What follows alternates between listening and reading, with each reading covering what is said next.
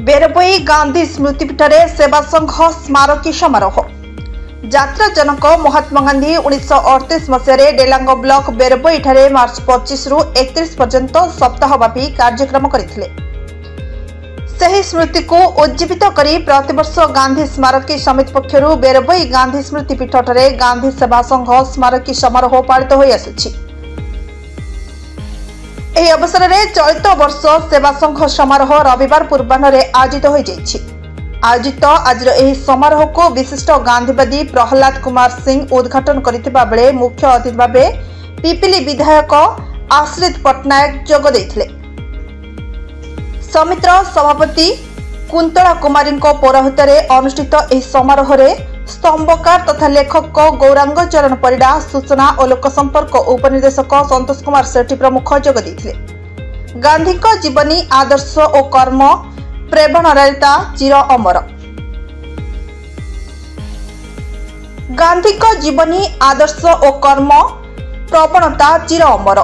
जुग पर जुग यह मानव जाति को प्रेरणा देउथिबा बोली अतिथि माने महत्व देथिले। गांधी स्मृतिपीठ विकास सह यहां एक पर्यटन स्थल करिवार व्यवस्था करा जाउछि बोली विधायक श्री पटनायक सूचना देथिले। एही अवसर में अतिथि माने गौरांग परिडांक चरित पुस्तक गांधी गप शतक को उन्मोचन करथिले। प्रारंभ में समितिर संपादक चंद्रशेखर विश्वास समस्त को स्वागत करने सह प्रारंभिक सूचना और संपादकीय विवरणी पाठन करथिले। परिशेष में सदस्य शशांक चूड़ामणि धन्यवाद अर्पण करथिले। प्रारंभ में अतिथि माने गांधी प्रतिमूर्ति में माल्यार्पण करथिले। आयोजित यह कार्यक्रम अवसर में सूचना और लोक संपर्क विभाग पक्षर गांधी फटोचित्र प्रदर्शन में आयोजन करा।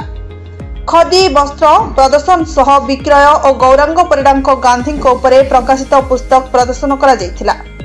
उल्लेखनीय अवदान पाई विशिष्ट व्यक्ति समाजसेवी मानक संबोधित करा। परे कविता पाठोत्सव और सांस्कृतिक कार्यक्रम अनुष्ठित होइथिला।